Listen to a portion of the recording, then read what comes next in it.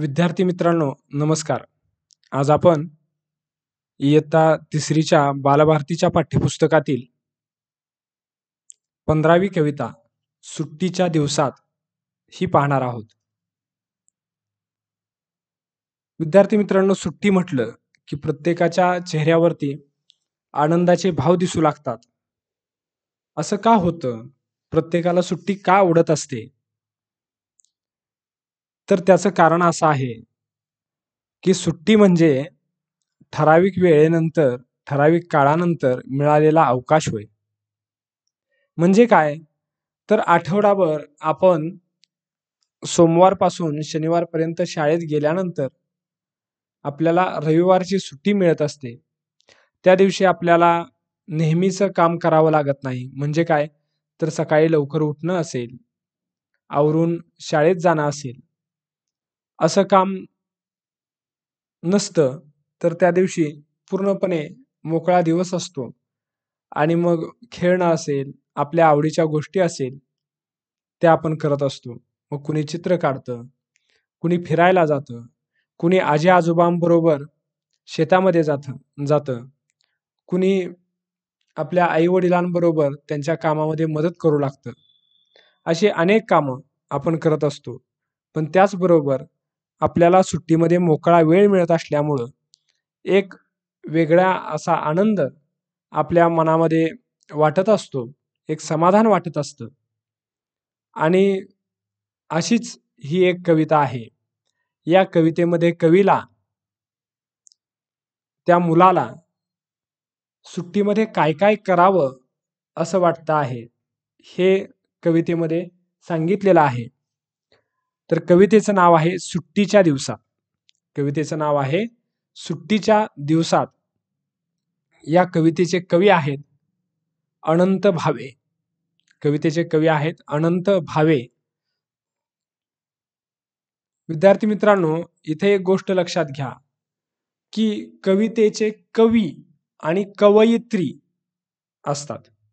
म्हणजे जर कविता लिहिणारा पुरुष असेल, तर त्याला कवी असं म्हटलं जातं. आणि कविता लिहिणारी स्त्री असेल तर त्यांना कवयित्री असं म्हटलं जातं. कविता लिहिणारी स्त्री असेल तर त्यांना कवयित्री असं म्हटलं जातं. तर अनंत भावे हे कवी आहेत आणि त्यांनी सुट्टीच्या दिवसात ही कविता लिहिलेली आहे. तिचं वाचन आपण सुरुवातीला करूया आणि नंतर त्या कवितेचा अर्थ समजावून घेऊया. सुट्टीच्या दिवसात वाटते खुशाला आकाशात उडावे. सुट्टीच्या दिवसात वाटते खुशाला आकाशात उडावे. इंद्रधनुच्या घसरगुंडीवर खालीवर वर खाली व्हावे. सुट्टीच्या दिवसांना असतो वास निराळा घमघमणारा. उन्हातही अंगाला बिलगे माळावरचा उन्हाळ वारा. सुट्टीच्या दिवशी जादूने अद्भुत होते नेहमीचे जग.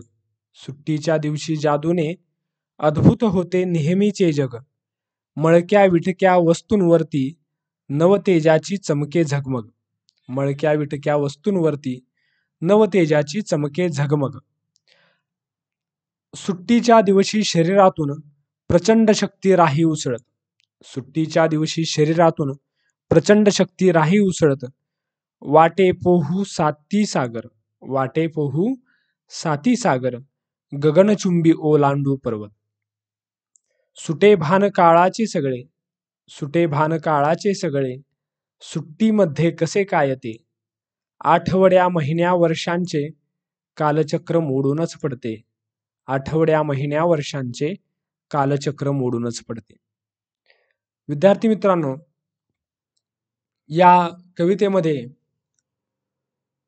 काय सांगितलेलं आहे किंवा कवीला सुट्टीमध्ये काय काय करावंसं वाटत आहे. तर सुट्टीच्या दिवसात वाटते खुशाला आकाशात उडावे. सुट्टीच्या दिवसात कवीला वाटतं की आपण खुशाल निवांतपणे आनंदाने आकाशामध्ये उडावं आणि इंद्रधनुच्या घसरगुंडीवर. इंद्रधनु म्हणजे इंद्रधनुष्य.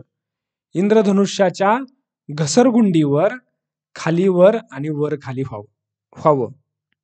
आता इंद्रधनु म्हणजे काय, तर पावसाळ्यामध्ये तुम्हाला 7 रंगांची एक कमान दिसते, त्याला इंद्रधनुष्य असं म्हणतात. आणि कवीला वाटतंय की इंद्रधनुष्याच्या घसरगुंडीवर खाली वर वर खाली व्हावं. सुट्टीच्या दिवसांना असतो वास निराळा घमघमणारा. सुट्टीच्या दिवसांना एक वेगळाच सुवास असतो, त्यावेळी एक वेगळाच आनंद असतो. प्रत्येक जण सुट्टीची आतुरतेने वाट बघत असतो. उन्हातही अंगाला बिलगे माळावरचा उन्हाळ वारा. म्हणजे तो सुवास कसा असतो किंवा सुट्टीचा आनंद कसा असतो, ज्याप्रमाणे उन्हामध्ये आपण उभा राहिलो आहोत आणि माळावरती आहोत, त्यावेळी जसा शरीराला वारा स्पर्श करून जातो. बिलगणे, बिलगणे या शब्दाचा अर्थ आहे कवटाळणे किंवा मिठी मारणे. तर ज्याप्रमाणे वारा माळावरती असताना आपल्याला बिलगून जातो, त्याप्रमाणे सुट्टी असल्यानंतर आपल्याला जणू काही सुट्टी आपल्याला बिलगते आहे असं वाटतं. सुट्टीच्या दिवशी जादूने अद्भुत होते नेहमीचे जग.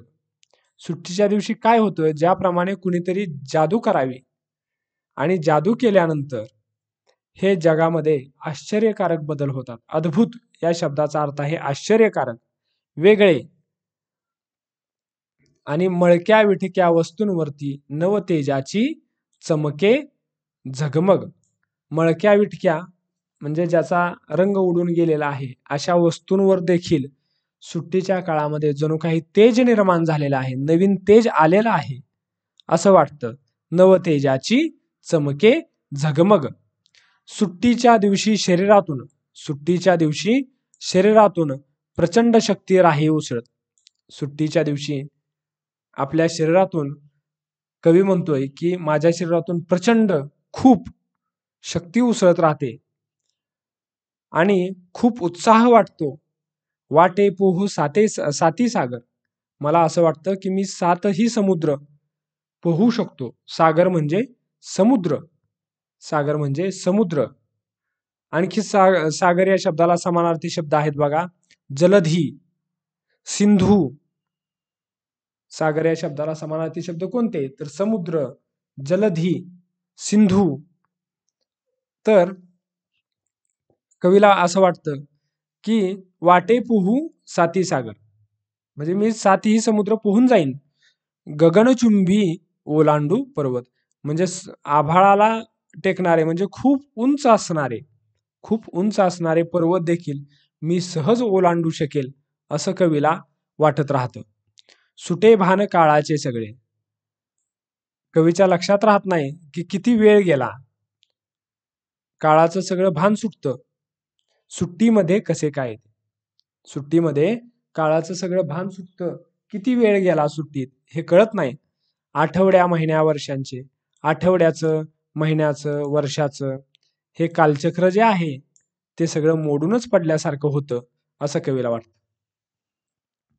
तर विद्यार्थी मित्रांनो, इथं आपण या कवितेचा आशय समजावून घेतलेला आहे. ही कविता तुम्ही पुन्हा पुन्हा वाचायची आहे. त्याचप्रमाणे एक छोटीशी तालासुरात ही कविता गायन करण्याचा देखील प्रयत्न तुम्ही करायचा आहे. मी तुम्हाला एक छोटीशी चाल सुचवतो, त्या पद्धतीनं तुम्ही कवितेचं गायन करू शकता किंवा तुम्हाला आवडेल त्या पद्धतीने देखील तुम्ही ते करू शकता. सुट्टीच्या दिवसात वाटते खुशाल आकाशात उडावे, इंद्रधनुच्या घसरगुंडीवर खाली वर खाली व्हावे. सुट्टीच्या दिवसात वाटते, सुट्टीच्या दिवसांना असतो वास निराळा घमघमणारा. उन्हातही अंगाला बिलगे माळावरचा उन्हाळ वारा. सुट्टीच्या दिवसात वाटते, सुट्टीच्या दिवशी जादूने अद्भुत होते नेहमीचे जग. मळक्या विटक्या वस्तूंवरती नवतेजाची चमके झगमग. सुट्टीच्या दिवसात वाटते, सुट्टीच्या दिवशी शरीरातून प्रचंड शक्ती राही उसळत. वाटे पोहू साती सागर, गगनचुंबी ओलांडू पर्वत. सुट्टीच्या दिवसात वाटते, सुटे भान काळाचे सगळे. सुट्टीमध्ये कसे काय ते, आठवड्या महिन्या वर्षांचे कालचक्र मोडूनच पडते, कालचक्र मोडूनच पडते. सुट्टीच्या दिवसात वाटते. तर तुम्ही कवितेचं गायन विद्यार्थी मित्रांनो करू शकता. त्याचप्रमाणे काही शब्द देखील इथं दिलेले आहेत. त्या शब्दांचं वाचन आणि लेखन तुमच्या वहीमध्ये तुम्ही करायचं आहे. म्हणजे नवनवीन शब्द त्यांचा अर्थ तुम्हाला समजेल आणि तो अर्थ समजल्यानंतर तुमच्या रोजच्या बोलण्यामध्ये ते शब्द तुम्ही वापरू शकाल. आणि शब्द जितके जास्त असतील तितका माणूस हा समृद्ध बनत जातो. त्यामुळे तुम्हाला हुशार व्हायचं असेल तर तुमच्याकडे शब्दांचं भांडवल पाहिजे, तुमच्याकडे भरपूर शब्द असले पाहिजेत. हे देखील विद्यार्थी मित्रांनो लक्षात ठेवा आणि हे शब्दार्थ तुम्ही समजावून घ्या. त्याचप्रमाणे तुमच्या वहीमध्ये ते लिहून काढा. याच्यानंतर आपण विद्यार्थी मित्रांनो या कवितेवरचा स्वाध्याय देखील पाहणार आहोत. तर पहिला प्रश्न आहे, एका वाक्यात उत्तरे लिहा. कवितेतील मुलाला आकाशात केव्हा उडावेसे वाटते? कवितेतील मुलाला आकाशात केव्हा उडावेसे वाटते? तर त्याचं उत्तर आहे, कवितेतील मुलाला आकाशात सुट्टीच्या दिवसात उडावेसे वाटते. पुढचा प्रश्न आपण घेऊया. सुट्टीच्या दिवशी कोणत्या घसरगुंडीवर वर खाली व्हावेसे वाटते? त्याचं उत्तर आहे, सुट्टीच्या दिवशी इंद्रधनुच्या घसरगुंडीवर वर खाली व्हावेसे वाटते. सुट्टीच्या दिवशी इंद्रधनुच्या घसरगुंडीवर वर खाली व्हावेसे वाटते. सुट्टीच्या दिवसात नेहमीचे जग कसे होते? सुट्टीच्या दिवसात नेहमीचे जग कसे होते?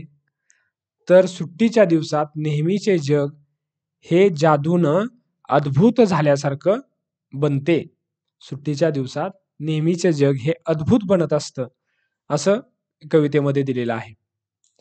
याच्यानंतर पुढचा प्रश्न आहे, खालील शब्दांपुढे कंसातील योग्य शब्द लिहा. खालील शब्दांपुढे कंसातील योग्य शब्द लिहा. त्याचं उदाहरण ही दिलेलं आहे, घमघमणारा, वास. आता काही कंसामध्ये शब्द दिलेले आहेत आणि पुढं प्रश्नामध्ये काही शब्द दिलेले आहेत. त्याचं वाचन करूया आणि योग्य शब्द कोणता ते देखील आपण पाहूया. तर कंसामधले शब्द आधी वाचून घेऊया आपण. पंख, पाणी, पक्षी आणि वारा. पंख, पाणी, पक्षी आणि वारा हे 4 शब्द नेमके कोणत्या शब्दाच्या पुढे योग्य बसतायत हे आता आपण पाहायचं आहे. आता खळखळणारे, खळखळणारे काय खळखळत असतं? पंख, पाणी, पक्षी, वारा. काय खळखळतं? तर पाणी. पाण्याचा आवाज हा खळखळ असतो, म्हणून खळखळणारे पाणी. आता फडफडणारे, फडफडणारे काय आहे? तर फडफडणारे पंख, पक्षी की वारा? तर फडफडणारे पंख असतात, फडफडणारे पंख. तुम्ही चुकून पक्षी म्हणाल, परंतु पक्षी हे उत्तर नाही. पक्षी काय आहेत? तर पक्षी हे पुढच्या प्रश्नाचं उत्तर आहे. किलबिलणारे. किलबिल कुणाची असते? तर पक्ष्यांची असते. पहाटेच्या वेळी पक्षी काय करत असतात? किलबिल करत असतात. ते तुम्ही जर सकाळी लवकर उठला आणि जर लक्ष देऊन ऐकलं तर तुमच्या लक्षात येईल की पक्ष्यांची किलबिल तुम्हाला ऐकू येते. पण फडफड कशाची असते? तर फडफड ही पंखांची असते. आणि घोंगावणारा काय आहे, तर घोंगावणारा आहे वारा. घोंगावणारा आहे वारा. घोंगावणारा वारा. पुढचा प्रश्न आहे विद्यार्थी मित्रांनो, खालील अर्थाच्या कवितेतील ओळी लिहा. उन्हात माळावर फिरताना खोडकर वारा अंगाला स्पर्श करून जातो. उन्हात माळावर फिरताना खोडकर वारा अंगाला स्पर्श करून जातो. हा आपल्याला अर्थ दिलेला आहे.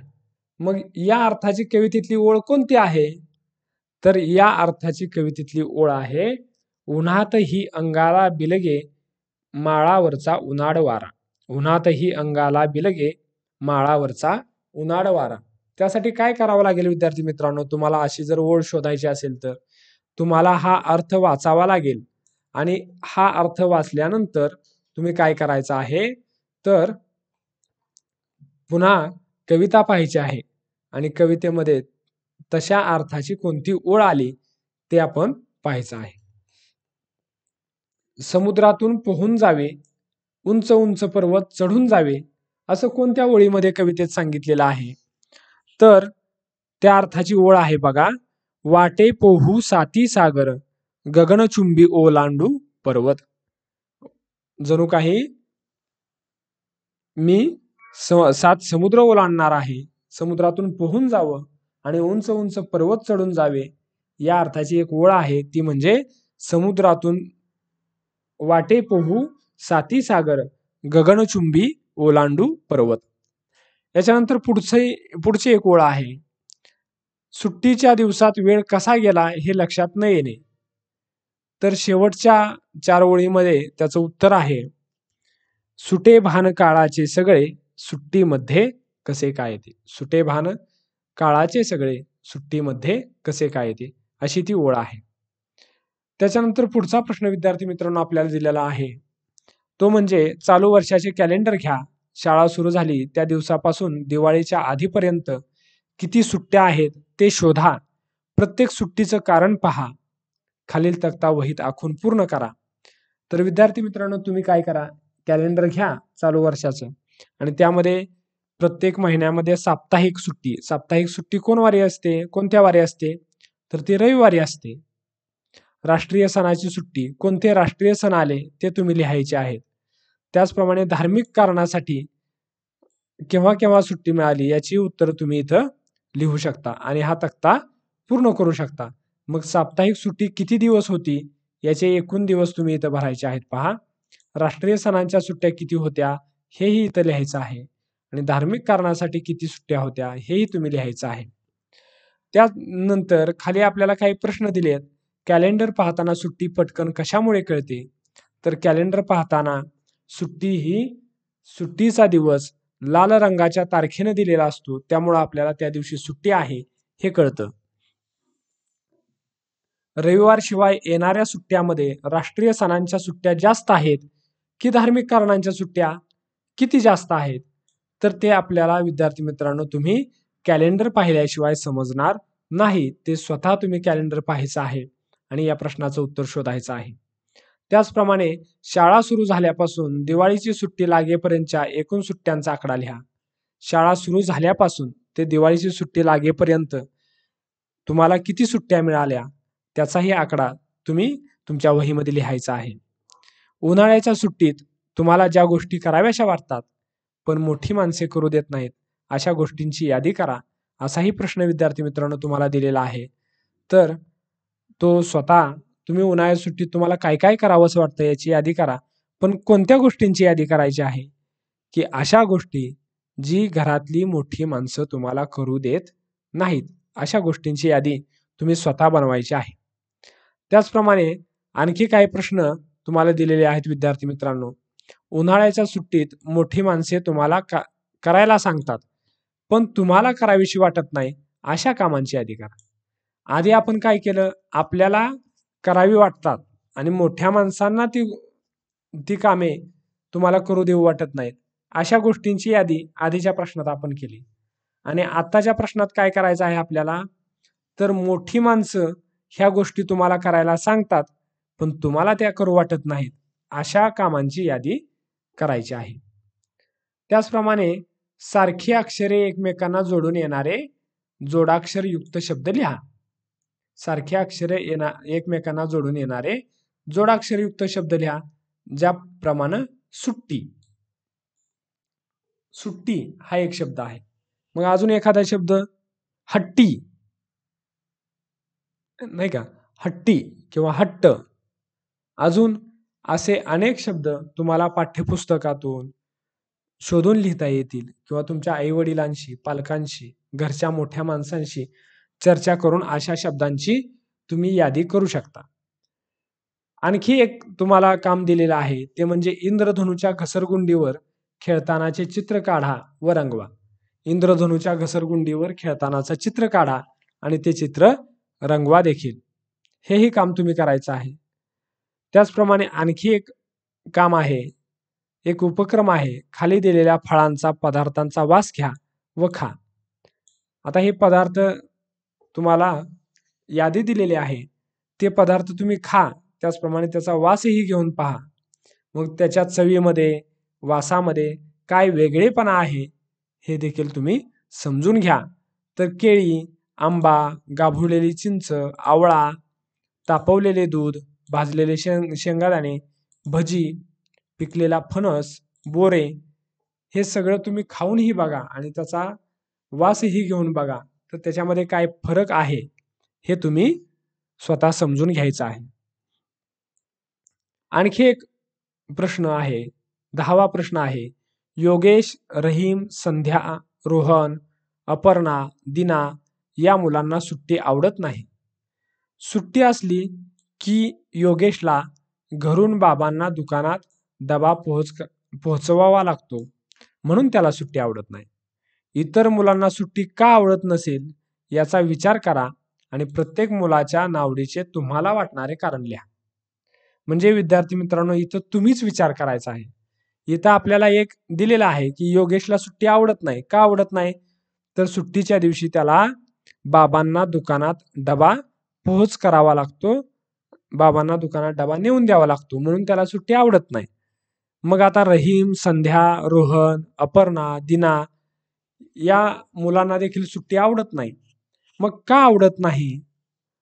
मग का आवडत नसेल याची कारण आता तुम्हीच विचार करून लिहायची आहेत. तर विद्यार्थी मित्रांनो, कवितेचं वाचन करा. कविता तुमच्या सुरामध्ये, तालामध्ये गाण्याचा प्रयत्न करा. त्याचप्रमाणे कवितेवरचा स्वाध्याय तुमच्या वहीमध्ये सोडवा. एवढंच नव्हे तर कवितेतील शब्दार्थ समजावून घ्या. ते शब्दार्थ देखील तुमच्या वहीमध्ये एकदा लिहून काढा.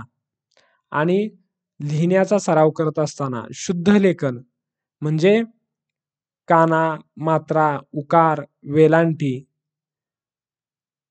ऱ्हस्व, दीर्घ, पूर्णविराम, स्वल्पविराम याचा देखील विचार करून तुम्ही लेखन करत चला, जेणेकरून तुमचं हस्ताक्षर आणि तुमचं लेखन हे शुद्ध व्हायला मदत होईल आणि त्यामुळं तुमची अधिकाधिक प्रगती होईल. विद्यार्थी मित्रांनो, तुम्हाला पुढील अध्ययनासाठी शुभेच्छा. इथं आपण थांबूया.